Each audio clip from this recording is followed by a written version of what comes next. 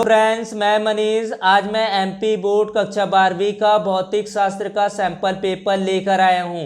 इस sample paper में आए हुए सभी प्रश्नों के बारे में बात करेंगे। प्रश्न निम्नानुसार रहेंगे। वस्तुनिष्ठ प्रश्न होगा, विषय पर आधारित प्रश्न होंगे, एनालिटिकल प्रश्न होंगे। इसके अलावा 5 और 6 अंकों के प्रश्नों में विकल्प दिए जाएंगे। प्रश्न क्रमांक पहला है, रिक्त स्थानों की पूर्ति कीजिए। जहां पर 4 खाली स्थान पूछा गया है। पहला खाली स्थान है 1 फैराड बराबर 1 कूलाम बटे डैश। विद्युत चुंबकीय तरंगे डैश तरंगे होती है।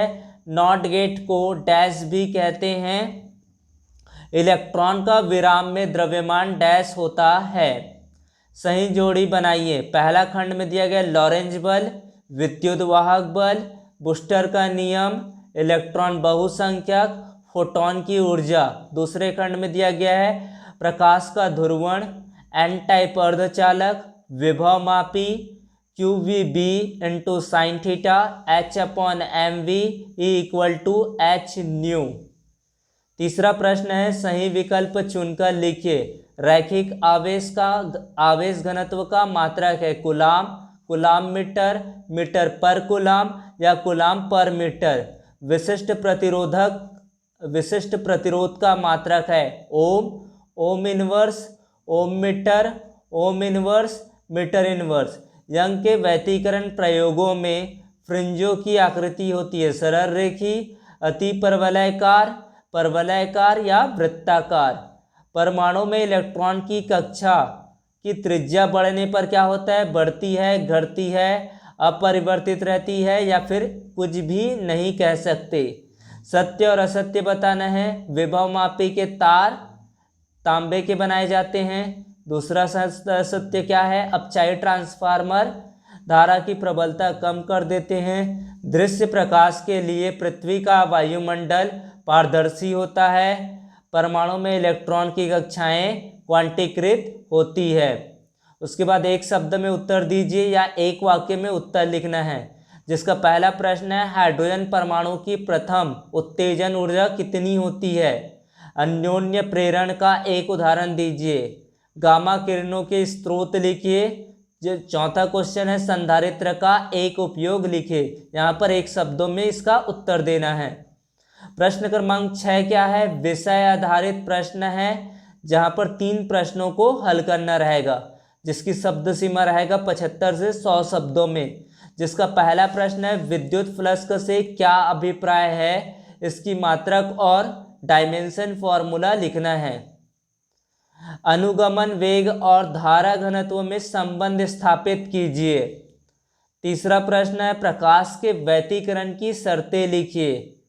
चौथा प्रश्न है, स्वप्रेरण व अन्योन्य प्रेरण में अंतर लिखिए। पांचवा प्रश्न है, बामर श्रेणी में उत्सर्जित स्पेक्ट्रमी रेखाओं की लघुत्तम तरंगदैर्घ्य परिकलित कीजिए। छठवां प्रश्न है, द्विभागली या इलेक्ट्रॉन की द्वैतीय प्रगति के लिए समीकरण व्युत्पन्न कीजिए। सातवां प्रश्न है, मुख्य लॉजिक गेट कितने प्रकार के होते हैं? प्रत्येक के संकेत लिखिए। इसमें से न्यूमेरिकल प्रॉब्लम भी होंगे। जैसे कि 8वां प्रश्न में क्या पूछा गया? मीटर सेतु में संतुलन बिंदु सिरे ए से 39.5 सेंटीमीटर की दूरी पर प्राप्त होता है। यदि प्रतिरोध का मान 12.5 ओम हो तो आर का मान क्या होगा? 9वां प्रश्न है, अर्ध तरंग दृष्टिकारी त्रिज्युकारी के रूप में पीएन संधि डायोड का वर्णन निम्नलिखित बिंदुओं के आधार पर कीजिए। विश्लेषणात्मक प्रश्न यानी कि एनालिटिकल प्रश्न, जहां पर इसकी भी शब्द सीमा होगी 120 से 50 शब्दों पर, 150 शब्दों पर। जिसका पहला प्रश्न है, विभव मापी और वोल्टमीटर किस प्रकार श्रेष्ठ है? इसका दूसरा प्रश्न है, चल कुंडली धारा मापी को अमीटर में कैसे परिवर्तित कर सकते हैं? समझाइए। तीसरे प्रश्न को 2 भागों में बांटा गया है। रेडियो तरंगे एवं प्रकाश दोनों विद्युत चुंबकीय तरंगे, परंतु भवनों से केवल रेडियो तरंगे विवर्तित होती है, प्रकाश नहीं, क्यों? दूसरा प्रश्न है, पृथ्वी पर जीवन के अस्तित्व के लिए ओजोन परत आवश्यक है, क्यों? चौथा प्रश्न है, भंवर धाराएं क्या है, ये उत्पन्न क्यों होती है।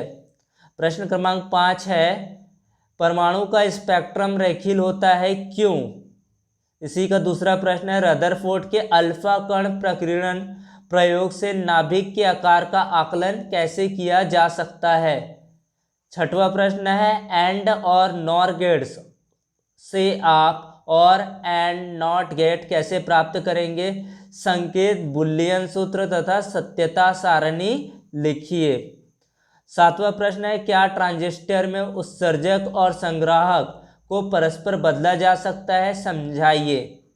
इसका आठवां प्रश्न है प्रकाश के ध्रुवण से क्या तात्पर्य है। प्रकीर्णन द्वारा प्रकाश का ध्रुवण कैसे हो जाता है, विद्युत चुंबकीय तरंग सिद्धांत द्वारा इसे समझाइए। परमाणु के नाभिकीय मॉडल की खोज किसने की, उनके द्वारा किए गए प्रयोग का नाम लिखिए। तो इस तरह से प्रश्न का पैटर्न रहेगा। इन वीडियो को देखते ही समझ आ गया होगा कि फिजिक्स यानी कि भौतिकी का प्रश्न पत्र का पैटर्न किस प्रकार होने वाला है। इसी आधार पर अपने परीक्षाओं की तैयारी करना है। Thanks for watching my video, please subscribe here.